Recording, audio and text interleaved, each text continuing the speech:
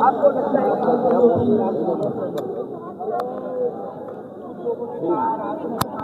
लागू नहीं होता है, यूजीसी अगर लागू नहीं होता है तो एससी एसटी ओबीसी समाज के बच्चों को ना तो शिक्षा में बराबरी हक मिलेगा, ना तो नौकरियों में बराबरी का हक मिलेगा, ना तो वर्ण व्यवस्था जो यहाँ पे बनी हुई है वर्ण व्यवस्था ऐसे कायम रहेगी, ना तो उस पर बराबरी को इनको हक मिलेगा। तो अभी तो मिला है आपको, जो है आपका जो वर्ग है एससी एसटी की बात करें हम, तो उन लोगों को छूट रहती है, सारी चीज रहती है।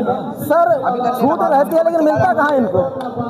आप देख लीजिए, यूजीसी जो है ये 28 दिसंबर 1956 को लागू किया गया था और आज भी सारे पदें वैसे खाली पड़ी हैं। ना तो उनको शिक्षा में भागीदारी मिलती है, ना तो नौकरियों में भागीदारी मिलती है। अगर जिन बच्चों को एडमिशन हो जाती है इसके बावजूद भी वहाँ वो जातियों के नाम पर उनके साथ भेदभाव किया जाता है। कहीं अगर वो मीटिंग वगैरह की जाती है ना तो उनको बुलाया जाता है।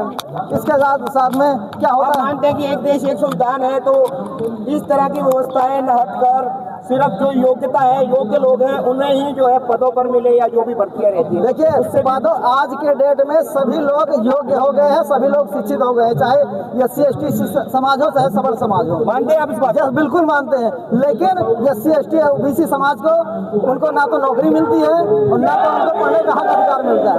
और उसी के तहत क्या किया गया है कि स्कूलें इसीलिए बंद की जा रही है, शराब की दुकान इसीलिए खोली जा रही है कि इन समाज के लोगों को क्या करेंगे, शराब में डाल देंगे।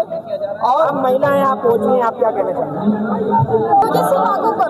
क्या आपको लगता है कि नई ऊर्जा और नई ताकत के साथ चंद्रशेखर की जो पार्टी है वो उभर रही है? युवाओं का रुख चंद्रशेखर भाई के साथ है और ये जो संख्या देख रहे हैं आप लाखों की संख्या में, ये चंद्रशेखर भाई के साथ हैं। हम लोग आए हुए हैं और यहाँ से नहीं, बहुत दूर दूर से आए हैं। मैं अयोध्या से हूँ, यूपी अयोध्या से आया हूँ। वहाँ तो राम मंदिर बना दिया। राम मंदिर बना, राम मंदिर से मिलना क्या है? कुछ मिलना है? राम मंदिर में क्यों दो लोगों का विकास होता है, एक बनियों का और दूसरा पुजारी का। आप राम को नहीं मानते? हम राम सर इस भारत के देश में कहीं पैदा ही नहीं हुए थे। और मैं कह रहा हूँ पूरे अयोध्या को राम नगरी बताया जाता है। अयोध्या को राम नगरी नहीं, पहले उसको साकेत नगरी से जाना जाता था, इसके बाद राम नगरी उसको लिखा गया। साकेत पहले था और अयोध्या बाद में आया। अयोध्या कौन सी नदी के पास बसा हुआ? वो पहले सरयुक्त नदी थी, बाद में उसको सरजू नदी बनाया गया, उसका नाम घाघरा नदी है। आप कह रहे हैं कि छेड़छाड़ की है? अरे इतिहास के साथ पूरी छेड़छाड़ की गई। जिसको राम से बताते हैं उनका असली नाम कुशमित्र शुंग है। ब्राह्मण को राम का नाम दे दिया गया, उसको क्षत्रिय बना दिया गया। क्षत्रिय तो सभी वर्ग सम्मान करते हैं, सभी पार्टियां करती है, ये लेकर रखते हैं बीजेपी वाले। किसका सर? अम्बेडकर जी का।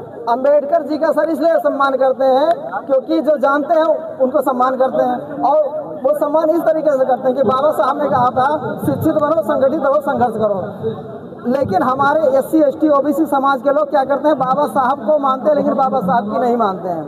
जबकि सवर्ण समाज जो है वो बाबा साहब की मानता है लेकिन बाबा साहब को कम मानता है लेकिन कम मानता है। लेकिन जब जरूरत पड़ती है तो बाबा साहब को मानता है और बाबा साहब की तो हमेशा मानता है। चलिए धन्यवाद, आप हमारे साथ जुड़े। इधर और लोग हैं।